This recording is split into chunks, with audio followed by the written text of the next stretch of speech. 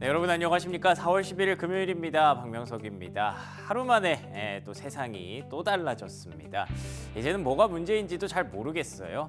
어제는 또 역대급 급등을 받다가 오늘은 또 급등 다음 날 나오는 역대급 조정을 봐야 되는 그런 상황입니다. 뭐 주식시장이 매일 그런 거니까 언제 예측할 수나 있었겠습니까?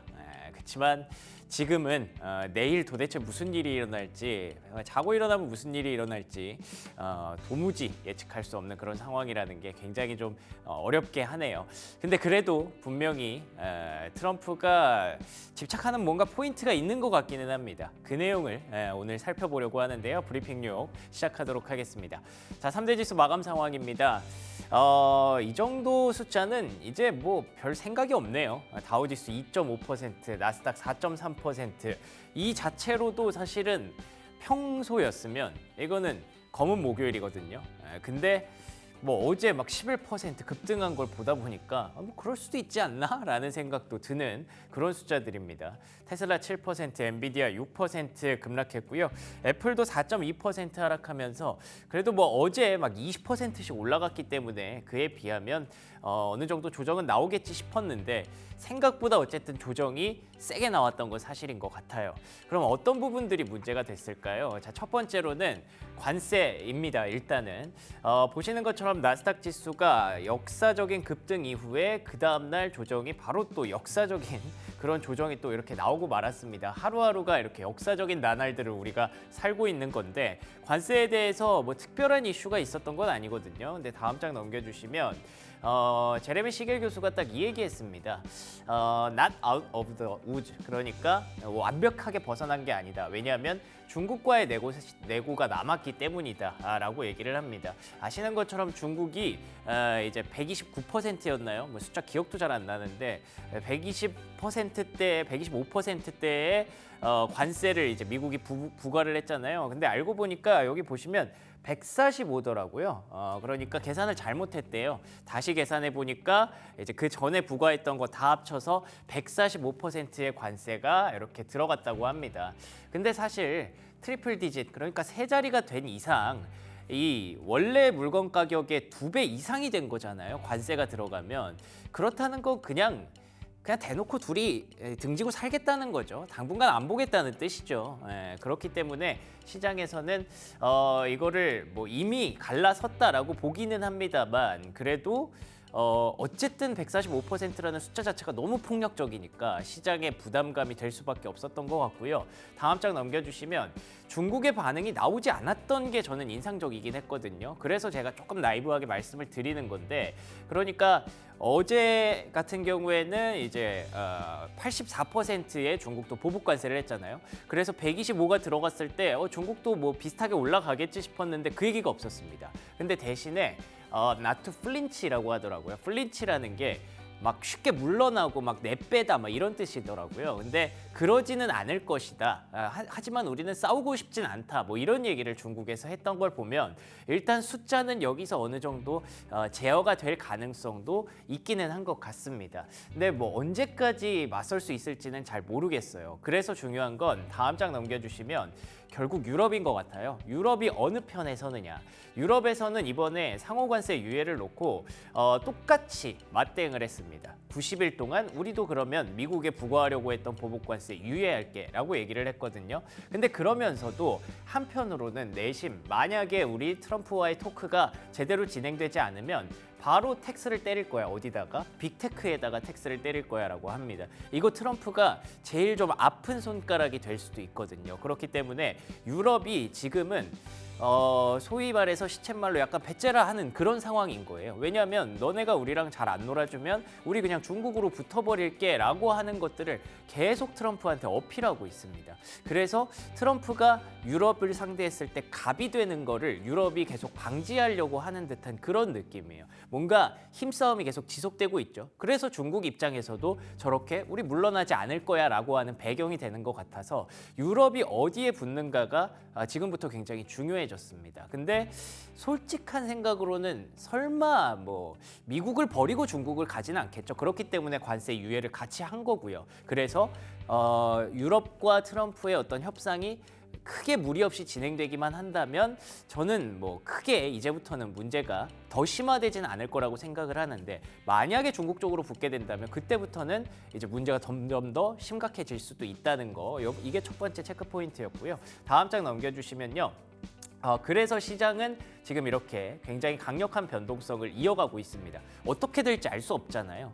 우리가 생각하는 건 유럽이 뭐 중국과 붙겠어 이런 생각을 하지만 그래도 모르는 상황이 계속 전개가 되고 있다 보니까 계속 트럼프가 폭력적으로 유럽에게 대하게 된다면 유럽도 알 수 없는 거거든요. 그래서 금 가격은 다시 한번 고점을 돌파했고요. 빅스 지수는 여전히 춤을 추고 있습니다. 근데 보시는 것처럼 상호관세 때보다는 조금 내려온 것도 어느 정도 어떤 느낌인지는 감이 오실 것 같아요. 다음 장 넘겨주시면 그래서 베센트가 이런 얘기를 합니다. 아니 뭐 검은 목요일? 어제 10% 올랐다가 오늘 5% 올랐으면 그 플러스 마이너스 하면 좋은 거 아니야? 이런 식으로 얘기를 해버리는데, 어떻게 보면 되게 얄미울 수도 있지만 지금 시점에서 이들은 사실 주식시장만을 보고 있는 건 아니라는 걸 여러분들이 여기서 캐치하셔야 되고요. 그래서 두 번째 체크 포인트, 다음 장 여기서부터 보게 되면요. 트럼프 대통령이 오늘 한 얘기 중에 제가 가장 인상적으로 봤던 내용은 이거였습니다. 상호관세 유예, 그러니까 90일 동안의 유예를 과연 거기서 더 늘려줄 거냐 아니면 거기에서 다 끝나는 거냐 다시 살아나는 거냐 이런 것들을 물어봤는데, 그때 가서 보자라는 얘기를 했습니다. 그러니까 이거는 굉장히 트럼프 치고는 되게 나이스한 얘기거든요. 원래는 절대 유예 없다, 뭐 예외 없다 이런 식으로 딱 그 선을 그어버려야 정상인 사람인데, 이 사람이 90일이나 남은 상황에서 그때 가서 뭐 얘기가 잘 되면 더 늘려줄 수도 있고 약간 이런 뉘앙스로 얘기했다는 건 저는 굉장히 좀 흥미로웠습니다. 이게 왜 이런 얘기가 나왔을까? 다음 장 넘겨주시면 결국 트럼프 정부에게 중요한 건 이 금리라고 생각을 합니다. 보시는 것처럼 디제스터라는 표현이 나와요. 이 본드 마켓, 그러니까 채권 시장에서 이런 디제스터, 재앙이 지금 지속되고 있다라는 얘기를 합니다. 왜 그러냐면 사실 원래 주식시장이 급락했던 배경은 트럼프의 관세로 인해서 경기 침체가 올 것이고, 그렇기 때문에 그걸 가격에 반영한 거잖아요. 근데 원래 금리라는 건, 10년물 국채 금리라는 건 경기 침체, 경기 우려가 부각됐을 경우에 이렇게 계속 떨어져야 정상이거든요. 근데 최근에 보시는 것처럼 급격하게 올랐습니다. 좀 충격적으로 올라왔던 게, 이걸 보면서 여러 가지 음모론들이 지금 좀 쏟아지고 있어요. 예를 들면 중국이 지금까지 남겨두고 있었던 채권을 갑자기 매도하기 시작했다. 그러면서 사실 미국의 주식 가격이 떨어지고 경기계에 둔화가 오면 그때까지만 해도 트럼프는 괜찮아, 뭐 나는 신경 안 써 이러면서 골프 쳤잖아요. 근데 그때는 금리가 계속 떨어지고 있었던 구간이었고, 이게 금리가 갑자기 급등하면서 이러면은 중국이 갑자기 채권을 매도하고 있다, 혹은 뭐 일본도 같이 채권 매도를 시작했다, 이런 썰까지 나오고 있고요. 심지어 헤지펀드까지 채권을 던지고 있다라는 얘기들이 나오고 있습니다. 미국의 국채를 그렇게 막 팔았을 때 미국 입장에서는 국채 가격이 저렴해지는 케이스가 되는 거고, 주식도 떨어지고 물가는 올라가고 경기 떨어지고 주식, 이 채권까지 만약에 시장이 나락으로 간다, 그러면은 미국은 정말 모든 토끼를 놓칠 수가 있는 겁니다. 지금 원하고 있는 모든 토끼를. 그렇기 때문에 그때부터 트럼프가 좀 유해졌다고 보는 시선이 지배적이에요. 그리고 아까 보셨던 베센트 재무장관이 최근에 계속 말이 많죠. 오히려 나바로 러트닉 같은 그런 강경파보다 지금 베센트가 계속 얘기를 하면서 시장을 뭔가 좀 무마하려는 듯한 그런 움직임이거든요. 그렇기 때문에 여러분들이 보셔야 될 건 결국 금리라고 생각을 합니다. 금리가 이렇게 트럼프 뜻대로 되지 않을 때, 베센트 의도대로 되지 않을 때는 트럼프가 본인의 어떤 고집을 조금 꺾을 수도 있구나라는 거를 여러분들이 이번 주에 배워가시면 그것만으로도 저는 충분하다고 생각을 합니다. 오늘도 보셨던 것처럼 사실 중국의 어떤 대응이 나오지 않았던 이상 시장에서는 굉장히 심각한 문제가 생기지는 않았어요. 근데도 주가가 급락을 했잖아요. 그건 보시는 것처럼 금리가 또 이렇게 4.4%까지 올랐기 때문입니다. 원래 주식시장의 하락과 금리 상승은 동반되면 안 되는 거거든요. 그렇기 때문에 트럼프의 또 다른 유화적인 그런 발언이 나왔던 거고요. 그래서 다음 장 넘겨주시면 트럼프 대통령이 이번에 리얼 도널드 트럼프라는 트루스 소셜에 올렸던 내용이 있습니다. What a day, more great days coming. 진짜 좋은 어제였다는 거죠. 10% 넘게 나스닥이 급등했으니까 더 좋은 게 또 올 거야 라고 해서 약간 긴장했는데 보시는 것처럼 이제 감세에 대한 법안들을 계속 주문을 하고 있어요. 이 감세라도 해야 금리를 잡을 수 있다고 보는 것 같아요. 그리고 다음 장 넘겨주시면 어제 사실 제일 중요했던 이슈는 원래 CPI잖아요. 심지어 CPI가 2%대로 떨어졌습니다. 근데 이것도 문제가 있는 게 이렇게 떨어지면 원래 금리는 빠져야 되거든요. 왜냐하면 연준이 약속했던 물가 잡으면 우리 금리 인하해 줄게. 그러면 시중금리 당연히 떨어져야 되는데 또 올라갔죠. 이러면 트럼프 입장에서는 발이 동동 찰 겁니다. 지금 베센트도 마찬가지고요. 베센트 심지어 헤지펀드 출신이거든요. 헤지펀드가 국가의 채권을 어떻게 공격하는지를 너무 잘 알고 있는 인물이라 지금 상황을 굉장히 심각하게 보고 있는 거고 그래서 더 전면에 나가고 있는 건데 이걸 보고 트럼프는 다음 장 넘겨주시면 그래서 보시는 것처럼 굉장히 어떻게든 크게 광고를 해야 되는 거예요. 지금 리얼 도널드 트럼프에 굳이 이거 넣을 필요도 없는데 막 늘어나고 있다. 자기 사진 넣어가면서 이때부터 이렇게 떨어지고 있다. 이런 것들을 계속 광고를 해야 되는 입장. 이런 걸 보면서 금리를 정말 많이 신경을 쓰고 있구나. 그러면 금리가 올라가면 본인의 고집이 꺾이고 금리가 떨어지면 다시 또 불확실성이 되살아날 수도 있겠구나. 이런 포인트는 잡아가시면 좋을 것 같습니다. 자, 종목에 대해서 한번 보겠습니다. 사실 오늘도 뭐 종목은 별로 볼 게 없어요. 그래서 제가 앞쪽에 좀 힘을 실어서 말씀을 드린 거고 어제 뭐 요랬는데 요래됐습니다 그렇게 말씀드렸잖아요. 다시 요렇게 됐습니다. 그렇기 때문에 종목에 대해서는 간단히 코멘트만 좀 드릴게요. 다음 장 넘겨주시면 일단 테슬라에 대해서 실적 발표를 앞두고 계속해서 목표가 하향 리포트가 쏟아지고 있습니다. 어제만 해도 무려 3곳의 증권사가 목표가를 떨어뜨리면서 7%까지 급락을 했고요. 생각해보면 많이 빠진 건 사실인데 그렇다고 막 크게 올라올 이유도 딱히 잘 모르겠어요.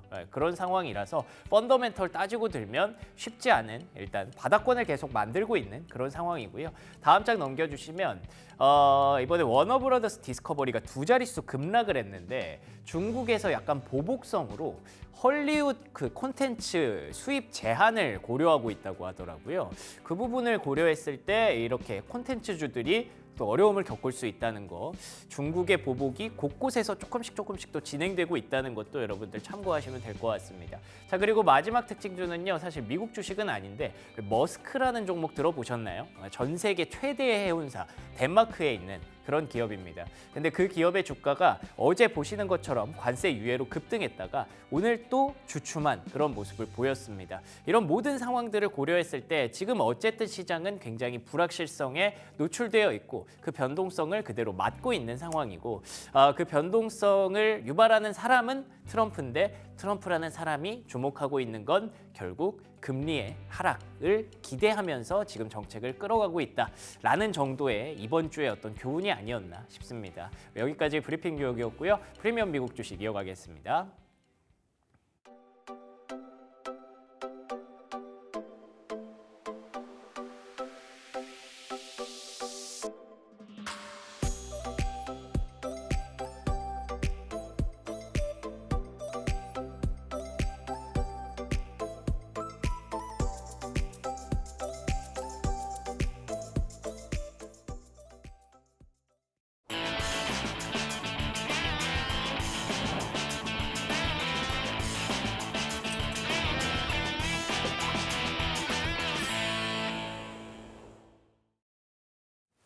프리미엄 미국 주식 들어왔습니다. 금요일 순서 함께하는 유니스토리 자산운용 김장렬 투자전략본부장 나오셨습니다. 안녕하십니까? 네, 안녕하십니까? 네, 반갑습니다. 정말이지 뭔가 폭풍 같았던 한 주가 지나가고 있습니다. 하루 걸러 하루 매일 아침에 일어나면 도대체 또 무슨 일이 있었나 걱정하게 되는 그런 날들인데요. 간밤에는 왜 또 이렇게 많이 빠진 거예요? 네. 이제는 어저께 올라간 게 과했다는 생각이 드는 거죠. 그것도 맞죠? 네. 어저께 올라간 게 과했으니까 이제 털어놓은 거 아니겠나 싶고요. 표면적으로는 아까 말씀하신 것처럼 계산이 잘못됐네. 뭐 중국, 그러니까 상호 관세 다른 나라는 유예했지만은 중국하고는 아직도 해결된 게 없는 거 아니냐라는 거 하고 상호 관세가 늘었던 기본 관세, 보편 관세 10%하고 어떤 일부 자동차 이런 거 합해서 하면은 그거는 남아 있으니까 예. 이렇게 볼 수 있습니다. 일단 처음부터 보면 트럼프는 쫄았어요. 그저께 올라간 거는 트럼프가 네. 쫄았습니다. 그래서 이제는 액션을 바꿨죠. 아까 국채 얘기한 것처럼 국채를 진짜 중국이 팔았는지 다른 안 팔았다, 적게 팔았다 하더라도 그것만 가지고도 다른 나라, 일본도 그렇고 다른 나라도 동의할 수 있는 거니까 네. 그건 이제 국채 수익률이 올라가면 이제 신경이 쓰이는 거죠. 그래서 이제 트럼프가 쫄았고 그 트럼프가 쫄아서 이런 액션을 포즈한 유예하는 거 액션을 보면서 중국은 어떻게 할 것 같습니까? 제가 봤을 때는 트럼프가 이것 쪼는 포인트를 이제 중국이 알게 된 거잖아요. 이게 우리도 잘 알잖아요. 예, 그렇기 때문에 이제는 어떻게 보면 약점을 잡았으니까 되게 편안해졌을 것 같아요. 그렇죠. 네. 쫄았어요. 그 쫄은 원인을 알았어요. 예, 그니까요. 그러니까 들통이 났어요. 그렇죠. 예. 그러면 상대편 어떻게 할까요? 그것만 노리면 되죠. 그럼요. 예. 그러까 시간은 중국 편이에요. 미국 그렇게 편이 됐네요, 아니에요. 예. 이제는. 그래서 이제는 근데 문제는 그 시간.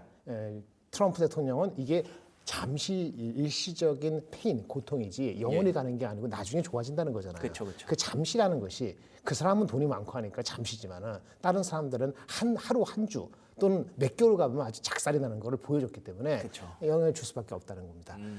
그러면 이제 그 해결될 때까지 얼마나 쫄아갖고 해서 이렇게 될지는 남아있는 건 변동성입니다. 이게 롤러코스터라고 어지러운 건데 예. 뭐 어제 10% 올라갔으니까 오늘 한 30% 30% 빠지는 거는 뭐 어떻게 보면 또 그런 드러났는데 이게 왔다 갔다 하면서 변동성이 있다는 거잖아요. 언제 해결될지 모르죠. 그렇죠? 그럼 변동성에 대한 그 대책은 투자자한테 던겨진 거죠. 또 보이지 않고 어떻게 하느냐? 변동성에 참여하든지 그렇죠. 그걸 잘 이용해서 왔다 갔다 하는 같이 gut feeling 그 본능에 의해서 그 사람이 어떻게 본능이 될 것인가 그 사람 본능에 따라서 다 드러났으니까 거기 맞춰서 트레이딩 하든지 아니면 좀 한 발 뒤에 빼서 적정한 현금 가지고 얼마가 바닥일지 모르고 이게 언제 끝날지 모르니까 내가 항상 이 정도는 큰 변동성 12%는 아니더라도 항상 4~5% 변동할 수 있다는 걸 알면서 신중하게 할 수 있는 그 쿠션을 갖고 있어야 되죠. 현금성 보유라고 제가 말씀드렸잖아요. 그러네요. 변동성을 즐기든지 아니면 적절하게 현금을 갖고 안정화하는 둘 중에 선택을 해야 되는 겁니다. 그렇죠. 그런데 일단 저번에 말씀드렸는데 5,300, 뭐 4,980 이렇게 말씀드렸을 텐데 미국의 그 10년간 평균하고 5년간 평균의 딱 중간에 지금 와 있거든요. 예. 10년 평균하면은 4,907이고요. 예. 4,907 정도, 4,900 정도고 그다음에 5년 평균하면 5,000 한 300 얼마 정도 되고 그 왜 S&P 500 지수 말씀하시는 거죠? 예. 그리고 이제 약간 프리미엄 AI가 어쩌고 보면 5,500이에요. 지금 5,200이잖아요. 그러니까 이제 뭐냐면 엊그저께 갔던 4,940까지 갔던 10년 평균까지 간 거는 예. 아주 극단적인 공포가 된 거고 그 극단적인 공포에서 하나를 좀 풀어주는 모양새를 보였기 때문에 4,900까지는 안 가지만 예. 그 평균 이상으로 가는 거, 그러니까 5,300 이상으로 가는 것에서는 그거는 이제 관세 우려가 남아 있으니까 그걸 못 가는. 그러니까 이 박스에서 갇혀 있는 형국이 돼버린 거예요. 더 중요한 건 오늘 CPI 넘버 나왔는데 반응 안 했죠? 맞아요. 아무 영향이 없었어요. 어저께 TSMC 자 좋게 나왔는데도 반응 안 했죠? 맞아요. 예. 그리고 뭐 어저께 알파벳 뭐 투자계 750억 달러 유지한다는 것도 아무 안 했죠? 맞아요. 다 지나간 과거라는 거예요. 이제 문제는 1분기 실적이 4월 달에 발표되더라도 그거는 아무 영향이 없어요. 그러네요. 가이던스를 준다 하더라도 네가 알아? 이렇게 따지면 그거는 약간 밖에 안 애초에 그럼 주지도 않겠네요, 가이던스를. 그래서 네. 이 관세에 관련되는 IT라든지 뭐 관련되는 거는 지금 데이터가 나왔던 아니면 CPI 나왔던 예. 그거 반영하기 어렵다는 게 시장의 반응이라는 게 예. 단기적인 변동성을 어쩔 수 없다는 얘기예요. 그렇게 되면 이제 확실하게 뭡니까? 다시 또 엊그저께 올라갔다 내려갔다 하지만 먹고 사는 거 아니면 미국이 투자를 우리한테 하라고 하는 거 조선, 방사 이런 거는 변동성이 같은 변동성이 있더라도 이거는 그걸 믿으니까 지금 3월달, 4월달, 5월달 이슈가 아니잖아요. 예. 그러니까 그거는 믿고 가는 거예요. 빠졌을 때 그거 사는 거고 IT 주식은 빠졌다 잘못 거꾸로 타면은 그 어저께 하이닉스 18%에 산 사람들은 바보 멍청이 된 거죠. 아, 그렇죠. 예. 왜 18%산 이유가 있었어요. 왜냐면 그전 날 저기 마이크론이 막 폭등을 했거든요. 20%. 맞아요. 근데 오늘 마이크론 폭등했다가 10% 빠졌잖아요. 네. 그래서 뭐냐면 이런 걸 타기는 굉장히 어려운 거죠. 저도 삼성전자 하이닉스를 제가 직접 투자하지 않지만 올해 본 사람 입장에서도 어저께 제가 방송에서 이렇게 할 수는 없었으니까 미리 분명히 사람들이 18%도 20% 치고 들어올 거라 생각해요. 프리마켓에서. 근데 그 권리 가능성이 크거든요. 왜? 지금 그 실적이 좋은 게 반영이 안 된다는 게 삼성에서 발표됐잖아요. 그러네요. 삼성에서 6조 6천원, 5조 6천원, 1조 예산 차가 났고 물론 비록 그것이 반도체만이 아니고 휴대폰이라 하지만은 맞아요. 그 애플이 문제가 되면 삼성이 오히려 상대적인 세택이 있을 거라 애플이 못 파니까 미국에서. 근데 그건 좁은 생각이죠. 수요 자체가 뭉개지면은 아예 수요 자체가 뭉개지면 지금은 옛날 재고로 팔고 한동안 아예 수요가 더 죽을 수도 있거든요. 이게 어떻게 될지 모른다는 해결이 되는 거예요. 네. 그러니까 3월 달 갖고 4월, 5월 달 어떻게 될지 모른다는 것 때문에 맞아요. IT는 못 보는 거예요. 사실 사실 삼성의 실적에 대해서 반응이 그런 거니까. 되게 좋았거든요. 그렇죠. 그러니까 하이닉스도 마이크로도 마찬가지인 거예요. 네. 지금 3월 달, 뭐 4월 달에 땡겨 갖고 가격이 높게 하더라도 그거 관세 때문에 미리 땡겨 갖고 이렇게 하면 이게 실제 리얼 상황이냐는 걸 모른다는 걸 하면은 밸류에이션이 그냥 좀 단기적으로 아주 극단적으로 왔다 갔다 할 수 있는 거예요. 그 변동성 어떻게 타겠어요? 예. 그러면 결국은 안정적인 거. 안정적인 게 우리나라는 조선방산이고 미국 먹고 사는 거고 일부 뭐지 아주 유틸리티라든지 이런 거 한국전력 같은 거 그런 것만 변동을 살아남거나 아니면 더 다치고 가는 거예요. 근데 그렇다고 그거만 또 100% 했다가는 트럼프가 아까 말씀하신 것처럼 유예를 했는데 네. 3개월 때 유예가 또 할 수도 있고 안 할 수도 있고 갔다 모르죠, 가보자. 그것도, 예. 자기도 쪼니까 그런 거란 말이에요. 그러니까 그런 가능성을 완전 배제해서 이 시크리컬한 걸 제로로 만들었다가는 그 업사이드를 또 못하면 또 이상하잖아요. 그러니까 참 어려운 거예요. 그 변동성을 어떻게 즐기는 게 하느냐는 것은 본인의 성향도 있고 본인의 경험 이런 것들이 다 녹아져서 판단을 잘 하셔야 돼요. 그래서 제가 개인적으로나 이렇게 누가 물어보면 그저께 이거 폭등하기 전에 어떻게 해요? 현금 30% 50%입니다. 지난주에 대통령 선거 그거 대통령 네네. 선거 대통령 그거 할 때도 탄핵. 하더라도 그것이 무디 주식을 끌어올리지 못할 겁니다. 그러네요. 그렇게 얘기해요. 그래서 현금은 항상 30%이 정도 갖고 가야 되고 쓸데없이 오바시도 50% 챙기고 다시 대비하고 이런 패턴으로 갈 수밖에 없다. 그렇죠. 대통령 끝나는 것도 6월 달이잖아요. 솔직히 대통령이 이제 유력하다는 사람도 될지는 100%는 장담 못하는 거잖아요.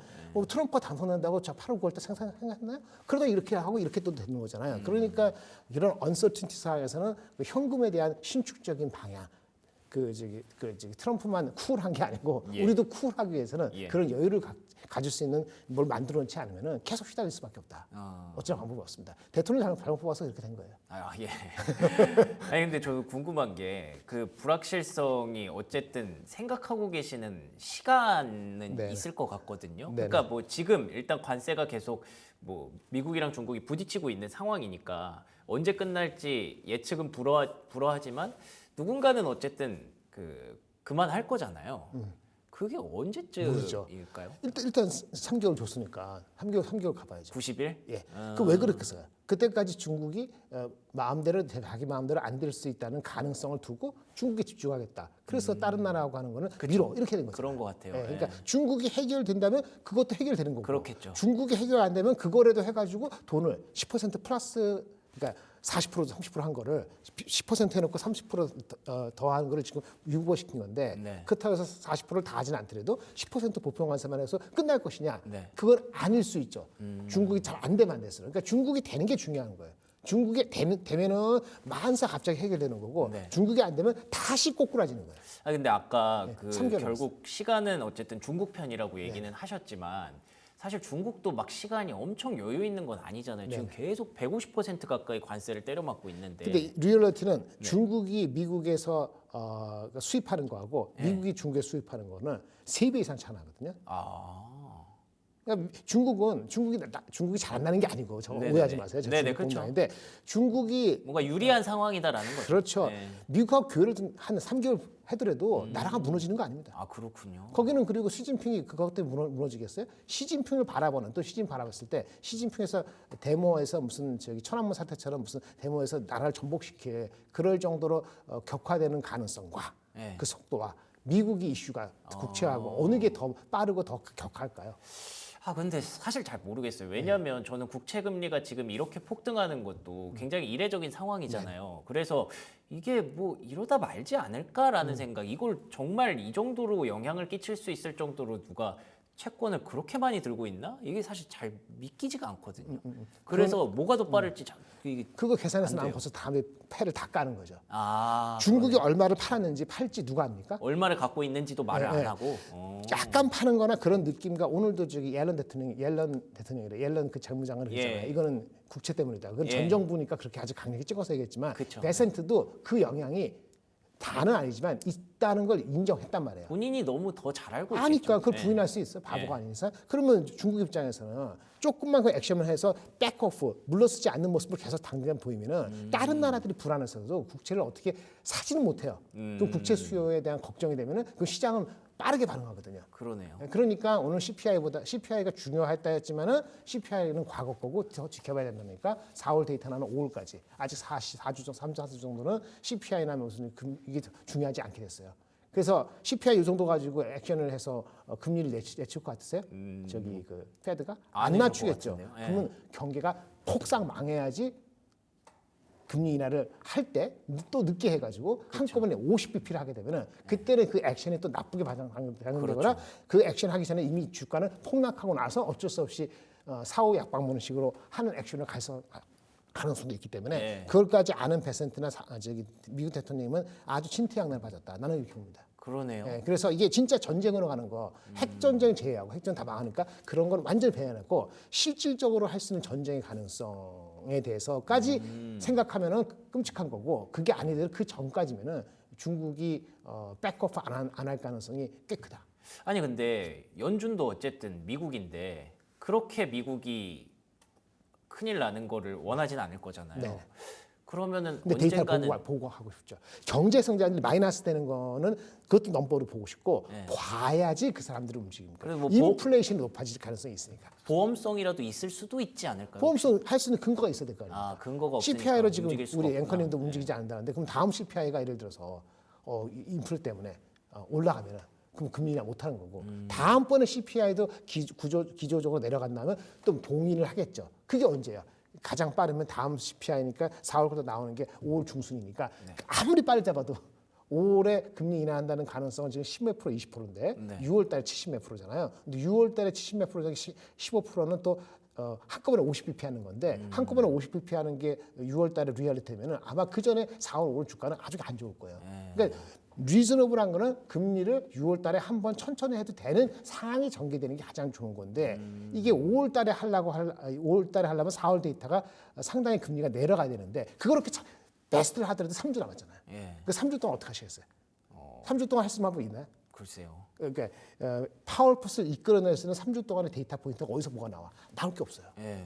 그래서 애매하네요. 결국은 다시 트럼프 풋이 나왔는데 트럼프 풋이 다 나온 게 아니고 일부 나온 거잖아요. 그러니까 그쵸, 이거에 그쵸. 대한 생각을 해보니까 어제 과했다.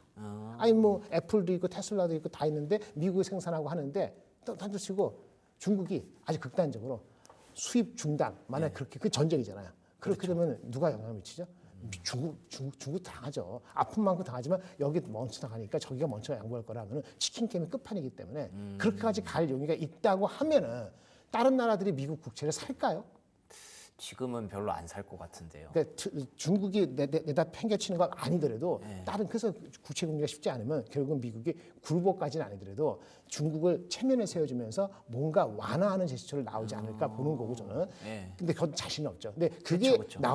근데 나오지 않는다면 그 순간까지는 이 롤러코스터 장세가 어저께처럼 12% 6%는 아니더라도 이 장세는 옛날에는 30% 2% 가도 왔다 갔다 해서 막 흔들었잖아요. 예. 이거는 아무것도 아닌 시츄에이션이 지금은 열렸다라고 보는 건데 많은 사람들이 결국은 중국이 해서 미국이 양보할 수밖에 없다 이렇게 상황이 되면은 네. 그렇게 인식을 많은 사람이 가지면은 네. 의외로 빨리 그럴 수도 주식은 있죠. 안정화될 수도 있어요. 근데 이제 이렇게 생각하는 사람이 조금씩 한 명씩 늘어나기 시작했으니까 네. 제가 궁금한 건 그거예요. 바닥은 우리가 보고 온 건 아닐까? 동의합니다. 네. 제가 아까 말씀드린 10년 평균 PER 18.3배. 예. 그게 이제 저기 미국 아직 실적이 안 나왔지만 그게 4,907로 저는 계산이 됐고 예. 엊그저께 4,940까지 갔었어요. 예. 그게 아까 거의 갔다 그랬잖아요.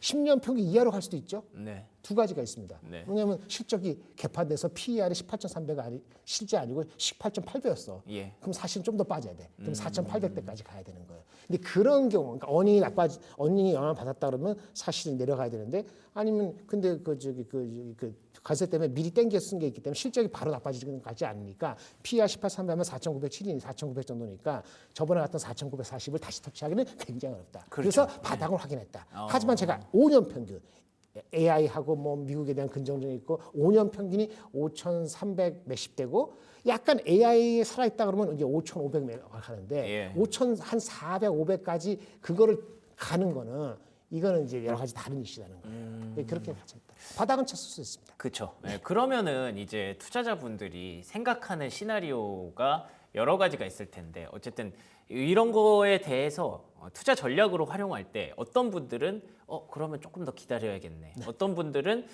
그러면은 지금 갖고 있던 것도 조금 정리해야겠네. 반대로 또 어떤 분들은 어차피 바닥은 봤으니까 지금부터 계속 사야겠네. 요 세 가지 선택지가 있을 것 같거든요. 바닥을- 그중에 베스트가 뭐라고 생각하세요? 바닥을 확인했다는 게 동감하신다면 예. 전쟁을 하지 않으면 예. 현금 비중을 60% 70% 가져가는 거 지금 입장에서 그거는 바람직한 선택은 아닌 것 같아요. 예. 그러니까 현금 비중은 50% 이하가 너무 많은 것도 별로 안 좋다. 그렇죠. 근데 문제는 이렇게 현금 비중이 30%가 50% 유지하는 거, 나머지 투자하는 건데 50% 예, 예. 어떻게 하느냐는 건데. 그렇죠. 성향이 안정축이면은 네. 한국 같은 경우는 조선방산, 예. 그다음에 유틸리티 이런 안정적으로 하는 겁니다. 그러네요. 그게 반 이상 넣어놓고 나머지를 가지고 낙폭과대 변동해서 빠질 때 좀 사는 겁니다. 근데 거기에 있어가 성향이 다를 수 있죠. 삼성전자 하이닉스야 아니면 뭐 변압기냐 뭐 화장품이냐 뭐 이런 게 다른 거예요. 한국을 투자하는 사람 입장에서는 예. 미국을 투자하는 사람 입장에서는 이게 우리나라니까 미국 네. 입장에서는 제가 봤을 때 4,900원 됐으니까 그것까지 안 간다는 가정을 하면은 가장 중요한 건 믹스를 골고루 하는 겁니다. 본인 성향이 만약에 6개월 이상 가는 거면요, 저는 AI 쪽은 소프트웨어가 더 먼저 같아요. 소프트웨어. 저번에 셉도 얘기하고 그런 거. 근데 그것만 가져가면 안 되는 거고. 예. 그 저번에 엔비디아가 지금 94불인가 그렇잖아요. 네, PE가 맞아요. 24배거든요. 예. 근데 어닝이 어떻게 될지 모르니까 상위 25배인지 20배인지 잘 모르겠다는 거예요. 그쵸. 그게 이제 기술적으로 봐가면서 누가 봐도 20배 정도 같다. 그러면 들어갈 수 있어요. 그게 핵심입니다. 지금은 아직까지 좀 애매한 구간이라고 네. 보시는 애매한 거예요. 구간인 거죠. 왜냐하면 한국보다 미국이 그 영향이 트럼프가 바꾸지 않으면 영향이 있을 수 있어요. 다만 좋은 신약 하나 나온 게 있어요. 애플의 H20 칩에 대해서 수출 네, 규제를 맞아요. 면제해 줄 것처럼 이렇게 했다고 하잖아요. 그러게요. 만나고 지난 주말에 나와서 네네. 그런 거 봤을 때는 극단적으로 내려가지 않기 때문에 정확한 칩을 잡을 수 없으니까 애플이나 엔비디아, 근데 애플은 워낙 중국 비중이 워낙 높으니까 컨슈머 쪽에는 한데 네. 엔비디아 기준으로 해서 한 90불 정도 되면은 제가 봤을 때는 괜찮을 것 같아요. 그거면 일단 들어갈 수 있다. 바이온 위크니스로 들어갈 수 있다. 이 정도가 힌트고 좀 길게 보면은 결국은 그게 돌아가면은 네. 세일즈 AI 뭐 이런 거 에이전트 AI 쪽은 계속 쓰는 거거든요. 그렇죠. 그러면 이제 셉 같은 것도 괜찮고 소프트웨어 그리고 나서는 저는 화장품이라든지 변압기 왜 변압기 쪽은 미국에서도 굉장히 수요가 부진 그렇다고 하더라고요. 네. 필요하다고. 근데 주가가 되게 많이 빠졌어요. 예, 애플 맞아요. 그래서 아마 엔비디아 그 90불 가격, 변압기나 전력기기 쪽, 일부 그 소프트웨어적인 거, 뭐 이런 정도. 그다음에 그 많이 장기화 될 경우에 대비해서는 월마트라든지 코스트코. 그쵸. 예. 그러니까 그런 거 월마트, 코스트코, 그다음에 셉 같은 이제 소프트웨어적인 거, 그다음에 엔비디아 그 90불 20 인프라, AI 인프라. 이렇게 하면서 현금 얼마 변동성이 크면 감내할 수 있으면은 한 30에서 50 사이. 30%. 예. 난이 게임에 일단 들어가는 거 발을 한 발쯤 빼고 싶어. 그럼 50%. 네, 이렇게 움직이는 방법밖에 없겠죠. 알겠습니다. 결국에는 조금 장기적으로 좀 보셔야 될 것 같고요. 변동성이 있다는 걸 감내할 수 있는 수준에 따라서 현금 활용도를 조절하시면 될 것 같습니다. 그리고 장기적으로 보신다고 하더라도 섹터를 잘 고르셔야 되는데 결국에 우리가 지금 믿고 가야 되는 건 AI지 않을까라는 생각으로 정리가 되네요. 지금까지 김정열 투자전략본부장과 얘기 나눠봤습니다. 오늘도 좋은 말씀 고맙습니다. 감사합니다.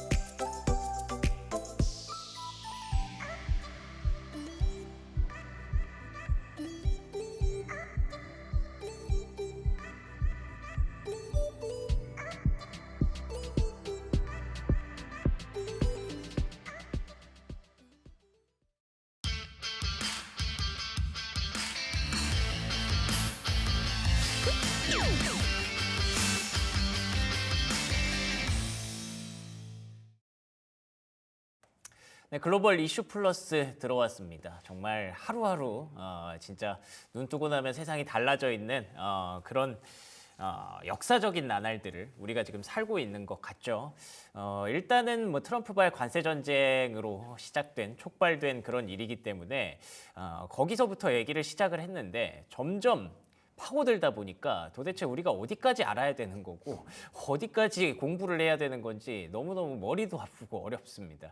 그리고 결국에는 이제 조금씩 좁혀지는 것 같은데 미국과 중국의 정면 대결을 준비하기 위한 과정들이 아니었나라는 생각이 들어요. 지금부터는 얘기를 좀 좁혀보도록 하죠. 미국과 중국의 무역 전쟁 그 얘기로 오늘 권혁준 경제평론가와 얘기 나눠보도록 하겠습니다. 안녕하십니까? 네, 안녕하십니까? 네, 반갑습니다. 결국에는 중국 빼고 다 유예시켜줬습니다. 그렇다는 건 중국이랑만 싸우겠다라는 걸 뭔가 전 세계에 좀 보여주기 위한 그런 장치가 아니었을까라고 생각이 드는데 어떻게 보셨나요? 네, 그렇죠. 일단 결국에는 결론적으로 보면은 이제 중국을 타깃으로 해서 이제는 무역 관세에 대해서 이제 불을 지폈다 이렇게 보시면 되겠고 결국에는 90일 이제 유예가 됐습니다. 물론 그 사이에 이제는 상호 관세 말 그대로 각국 나라들이 미국과 접촉을 해서 관세율을 조정을 하겠지만 결국에는 시장에서 봤을 때에 이제는 중국에 대한 타겟으로 이제 잡았다라는 걸 명확하게 확인을 받았다라는 것이죠. 물론 이제는 지난 밤에 관세가 125%가 아니라 145%로 이제는 확인이 되면서 뉴욕 주가 3대 지수가 다 떨어졌던 부분이 있는데요. 뭐 이런 점들은 뭐 일시적인 어떤 하락일 수도 있고요. 아니면은 추세적으로 시장이 불안해하다 보니까 반짝 또 하락세를 이제 기록했던 부분이라 볼 수가 있겠는데 어쨌든 간에 시장에서는 이제 확실하게 이제 중국으로 타겟을 잡았다는 것은 확인을 받았다. 이런 점들은 저는 뭐 조금 더 불확실성이 좀 해소가 됐다라는 점에서 좀 긍정적이다라는 생각을 해봅니다. 그러네요. 그러니까 이게 우리가 어느덧 125, 145라는 숫자에 적응을 하기는 했는데 네.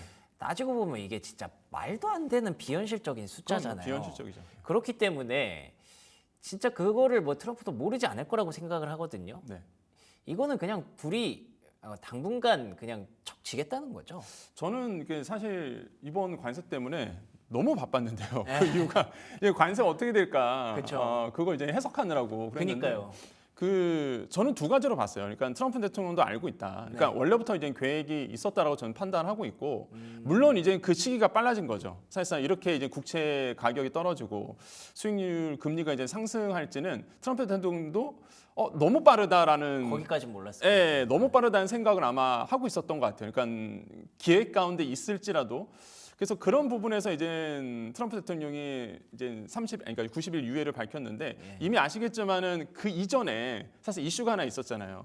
CNBC가 속보로 네, 오보가 월요일쯤에. 그렇죠. 네, 90일 유예를 먼저 사실상 했던 사건이 있었잖아요. 그러니까요. 근데 그때는 백악관이 이거 오보다라고 정정을 했지만 그대로 됐습니다. 맞아요. 그러니까 이게 사실상 봤을 때 이미 약속이 돼 있었던 거죠. 예, 제가 봤을 때는 이미 있었었던 거라고 전 보고 있고 그런데 이제는 국채 가격이 너무 떨어지다 보니 트럼프 대통령이 뭐 일각에서는 뭐 트럼프 대통령이 결국에는 뭐 약간 쫄았다 이런 표현도 하고 또 일각에서는 사실상 뭐 판정패 아니냐 이런 얘기도 이제 나오고 있는데 일단은 그거는 맞는 것 같아요. 일단은 확실하게 트럼프 대통령이 생각보다 너무 빠르게 국채 가격이 떨어지니까 이거에 대해서는 빨리 반응을 해야 되겠다라는 생각이 있었고 그러니까 뭔가 쫄았다기보다는 확실히 조급해진 느낌이 그런 건 있어요. 그런데 중요한 건 계획 가운데 있었다라는 거는 저는 그럴 그렇게 수도 있죠. 그럴 수도 있다라고 느끼고 그래서 국채 가격이 떨어지고 수익률이 올라진다 그러면 이미 아시겠지만 일단 패권에서 달러 패권이 흔들립니다. 그렇죠.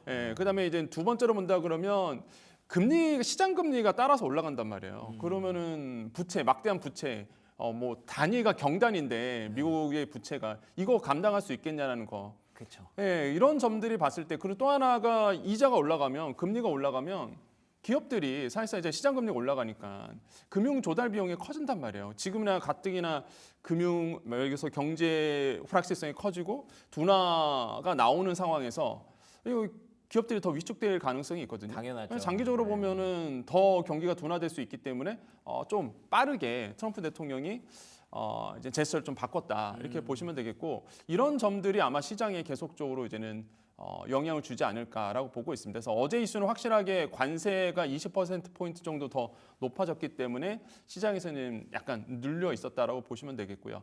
그래서 굉장히 변동성이 너무 커지다 보니까 투자하신 분들, 특히 이제 미국에 투자하신 분들은 밤잠을 아마 못 이루실 것 같아요. 이것도 사실상 외신을 보는 게 아니라 트럼프 대통령의 소셜 미디어를 보느라고 많은 분들이 잠을 못 자지 않을까 이렇게 생각하고 있습니다. 그러니까요. 뭐 외신조차 이제 가짜 뉴스라고 치부를 해버리니까 CNBC도 90일간의 유예 사실 마친 건데 이게 또 가짜가 된 거잖아요. 네. 그러니까 이제 소셜 미디어만 계속 봐야 되는 그런 상황이고 말씀하셨던 것처럼 금리에 굉장히 민감하게 반응하는 건 맞는 것 같습니다. 지금 제일 문제가 되는 게 뭐냐면 금리가 올라가는 것도 문제지만 수익률이 올라가는 것도 문제지만 주식 가격은 계속 떨어지고 있는 상황에서 그게 갑자기 급등을 했단 말이에요. 이게 제일 지금 정부 입장에서는 원하지 않는 그런 시나리오일 수 있거든요. 그래서 요거를 계속 보고 있으면 트럼프 대통령이 이렇게 유연성을 발휘할 수도 있구나라는 정도를 우리가 배웠다라고 생각을 하고요. 여기까지 시나리오에 있었는지 없었는지는 모르겠지만 어쨌든 만약에 그렇게 된다면 금리가 훨씬 더 지금부터 더 중요해질 것으로 보이는데 어디까지 우리가 좀 상단을 봐야 될까요? 정말로 뭐 5%막 그렇게 가고 그렇진 않겠죠? 그렇게 가면은 시장은 거의 폭락하지 않나요? 그 전에 또 트럼프가 또 네. 뭔가 좀 보여주겠죠? 네, 그래서 네. 저는 사실상 지금 변동폭이 커졌지만은 네. 트럼프 대통령이 지금 제스처를 바꿨던 것처럼 네. 시장을 계속 모니터링하고 있다라는 점에서 저는 뭐 팩트만 지금의 이제 거시 환경만 본다 그러면 좋진 않은 상황이라도 네.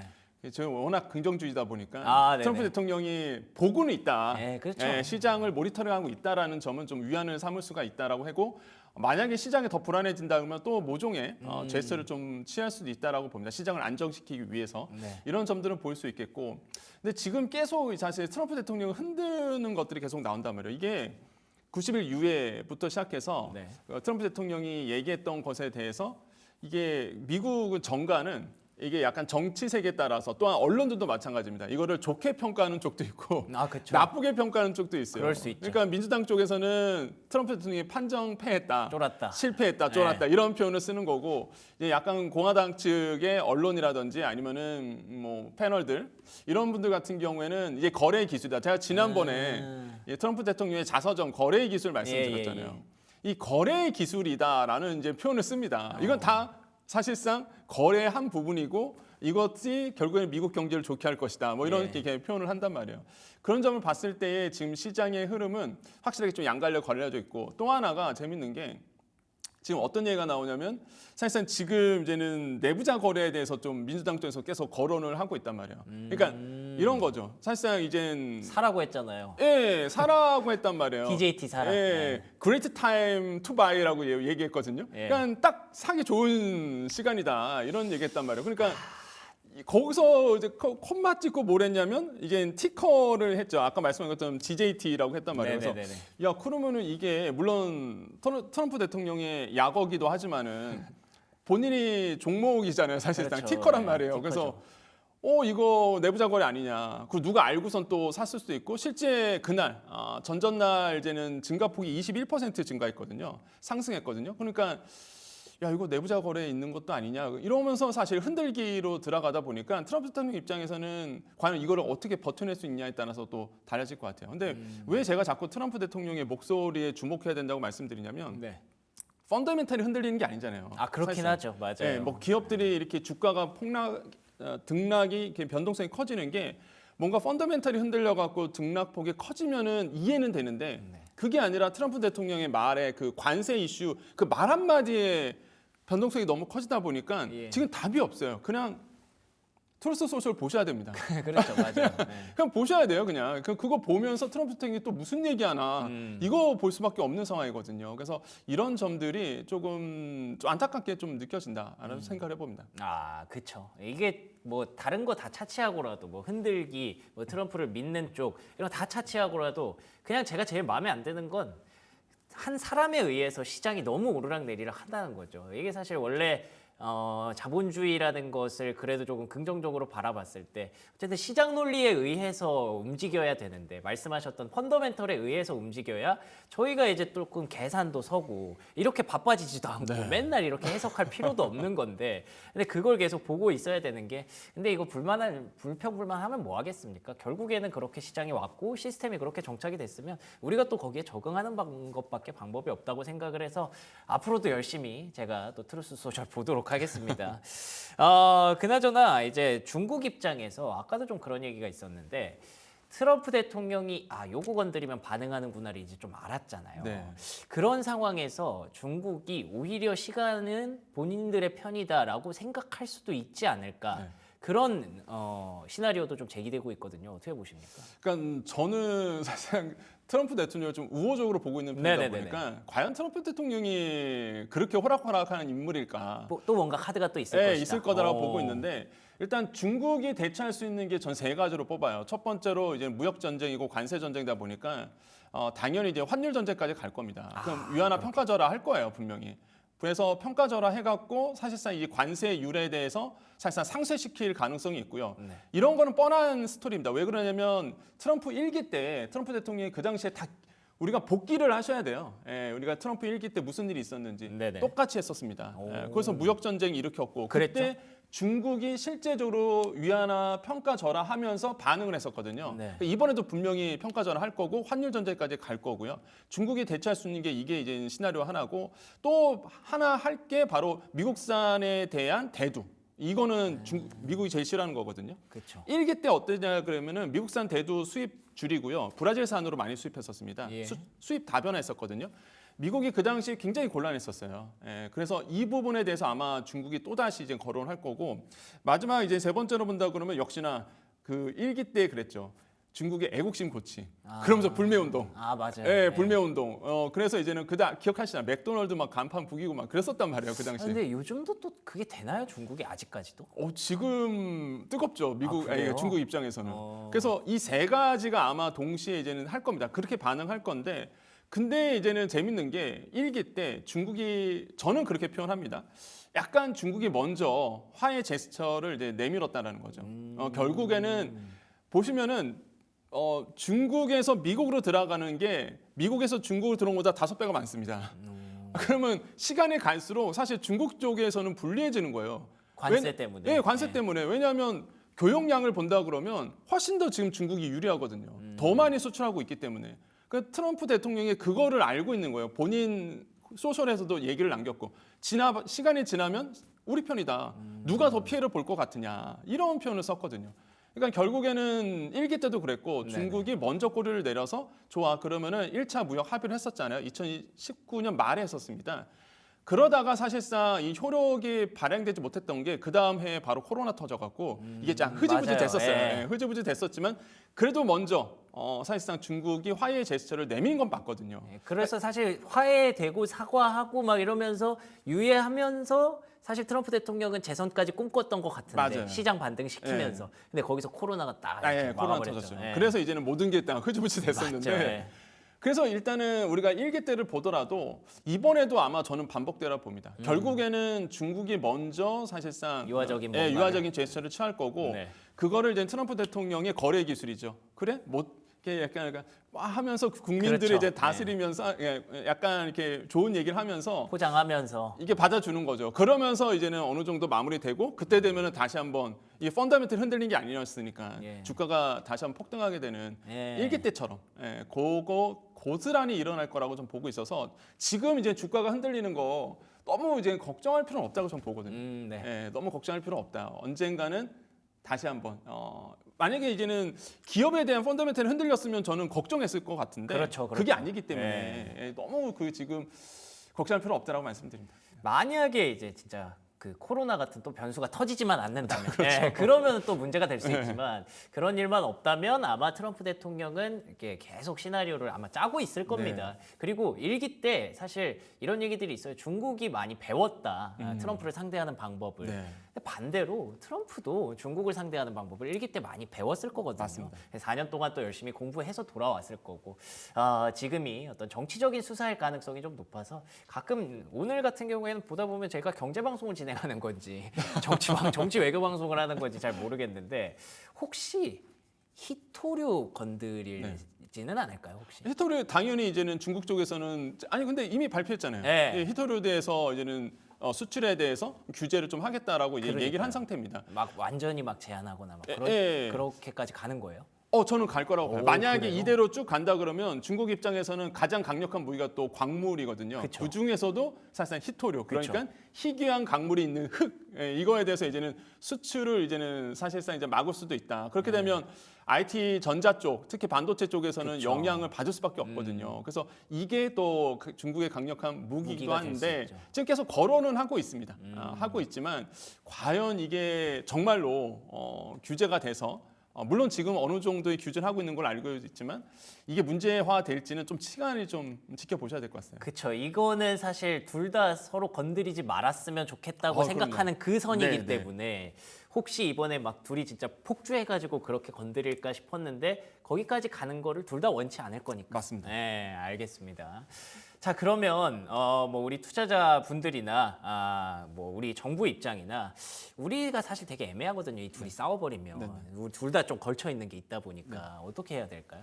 일단 지금 우리 같은 경우에는 몇 가지 이제는 시나리오가 있는데 첫 번째로는 이제 관세부에서 물론 90일 유예입니다. 네. 뭐 관세가 없어진 건 아니거든요. 그래서 줄 건 주고 받아올 건 받아온다라고 그래야죠. 보셔야 돼요. 일단 미국 쪽에서 강력하게 요구하고 있는 것들이 몇 가지가 있습니다. 대표적인 게 알래스카 가스전에 대한 투자 부분이거든요. 이게 또 업종별로 희비가 갈리겠죠. 만약에 우리나라가 실제 투자하겠다고 밝힌다라고 한다 그러면 한때 깜짝 올랐던 이런 관광이라든지 아니면 이런 어떤 제철 쪽 이런 쪽도 요즘도 계속 좋아요. 예, 그래서 이런 쪽도 이제 관심을 가질 수밖에 없는 부분이고, 그다음에 또 하나가 미국산 에너지 수입 많이 해라. 이걸 지금 계속 얘기하고 있고, 이제 가장 강력한 게 지금 뭐 경제 쪽은 아닌데, 약간 그 외적으로 본다 그러면 방위비 분담금을 이제 높이라라고 맞아요. 계속 요구하고 있어서 네. 이렇게 된다 그러면 우리가 거의 9배 정도 더 높여줘야 돼요. 한 1조 7천억 원 내고 있는데 14조 6천억 원 정도를 이제는 그쪽에서 요구하고 있으니까 미국 쪽에서 해서 더 많은 방위비 분담을 해야 되는 부분. 그러니까 이런 것들은 우리가 좀 어느 정도 내어줄 수 있는 부분이라 보고 그 대신 받아와야죠. 갖고 올 수 있는 부분은 한미 FTA에 대한 부분은 그대로 이행한다. 대신에 이제 품목 관세에서는 어느 정도 조정을 하겠죠. 지금 빼줘야죠. 25%. 네. 뭐 철강, 자동차. 알루미늄, 자동차 25% 책정되고 있는데 앞으로 또 반도체도 책정되잖아요. 그러면 품목 관세에서 관세율은 조금 낮추고 나머지 품목에 대해서는 한미 FTA 그대로 진행되는 거. 요거는 우리가 좀 지켜내야 되지 않을까라고 보고 당연히 상호 관세는 없어지는 걸로. 그래서 네. 한미 FTA 그대로 유지되고 이런 식으로 아마 줄 건 주고 받을 건 받아야 된다라고 본다 그러면 업종별로 분명히 희비가 좀 엇갈릴 겁니다. 그래서 제가 봤을 때 우리의 시나리오가 된다 그러면 오히려 이제 국장이 더 좋은 미장보다 더 좋은 흐름 이어가지 않을까 좀 생각을 하고 있습니다. 알겠습니다. 진짜 그날이 좀 왔으면 좋겠네요. 우리가 다 내줄 필요는 없을 것 같고요. 주더라도 많이 좀 받아왔으면 좋겠습니다. 최소한 관세 유예라도 받아오기를 좀 기대해 보겠습니다. 지금까지 경제평론가 권혁정 평론가와 얘기 나눠봤습니다. 오늘도 좋은 말씀 고맙습니다. 네, 감사합니다.